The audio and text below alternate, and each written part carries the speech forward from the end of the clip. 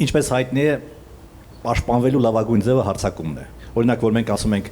1915 թվականի ցեղասպանություն, ադրբեջանցիները ասում են բախոջալուն, 1915 թվականի դեպքերը։ Տվյալ դեպքում նույնպես իրենց ապօրինությունները, հարյուրավոր ապօրինությունները արդեն հայտնի են եւ դեռ հայտնի կդառնան։ Որպիսի այդ ապօրինությունները չհնչեն, այսպես ասած, նրանք ասում են, Փաշինյանը ասում է, անդիմությունը, այսինքն երկու քաղաքական ուժեր, որոնք մտել են խորհրդարան, նրանք ապօրինի են, նրանք անօրինական են, լեգիտիմ չեն։ Հաշվի առնելով, որ դատարանները, ԱԱԾ-ն, կոմիտեները, քննչական, չգիտեմ,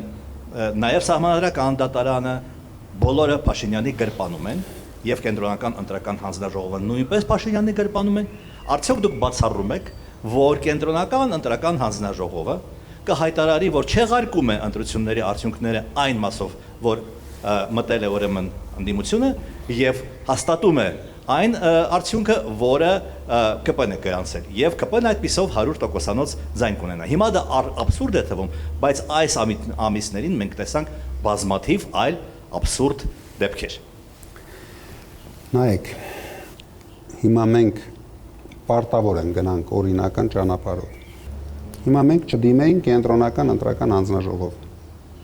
Նույն Փաշինյանը կարող էր ասել, ես կան մարդ հավաքել, հանգիստ դիմում եք կենտրոնական ընտրական հանձնաժողով, կենտրոնական ընտրական հանձնաժողովը չեղյալ կհամարել ընտրության արդյունքները, կնշանակեր երկրորդ փուլ, ինչը ես առաջարկել եմ, դուք երևի լսել եք, որպեսզի Հայաստանը ունենա լեգիտիմ իշխանություն, ամենալավ տարբերակը գնանք երկրորդ փուլ։ Եթե դու հաղթող ես, ուրեմն ապացուցի, որ հաղթել ես։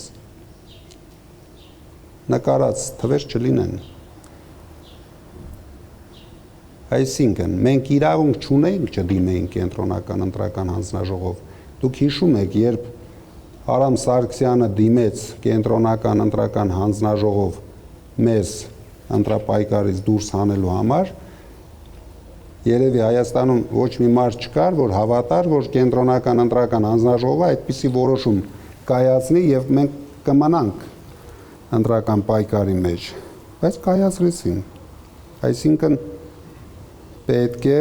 գնալ օրինական ճանապարհով, փորձել բոլոր օրինական մեթոդները։ Ձեզ թող չթվա թե մեզ համար դժվար է մարդ հավաքելը։ Մենք ունենք մեր համախոհները, որ կելնեն,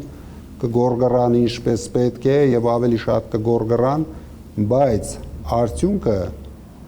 հիասթափեցնող կարող է լինել։ Հասկանում եք, մենք ել եմ ասում, գործ ունենք ոչ միայն Նիկոլ Փաշինյանի հետ, մենք գործ ունենք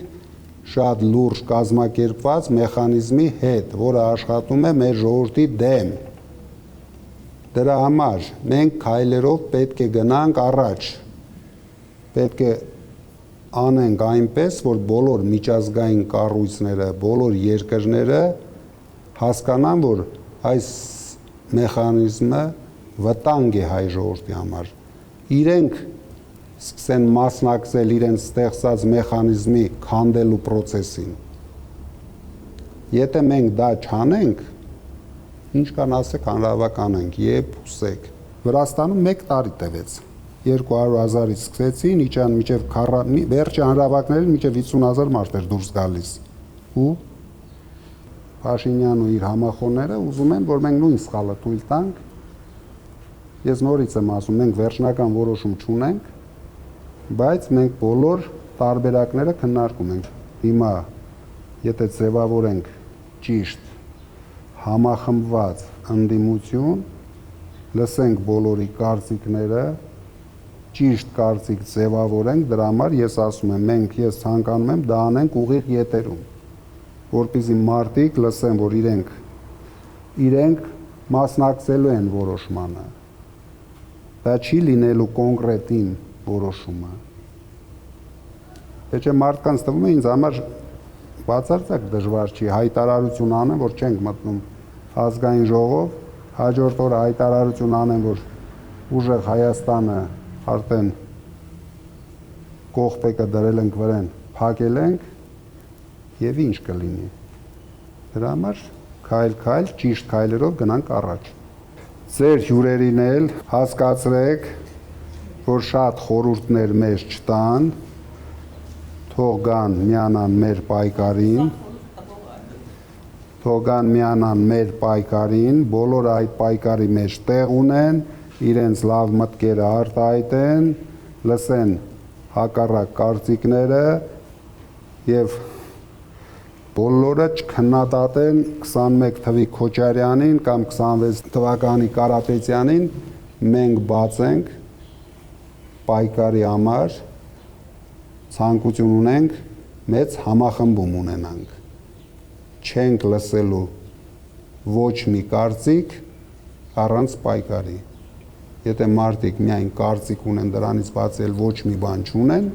այդպիսի մարդիկ մեզ պետք չեն, մեզ պետք են մարդիկ, ովքեր կարծիք ունեն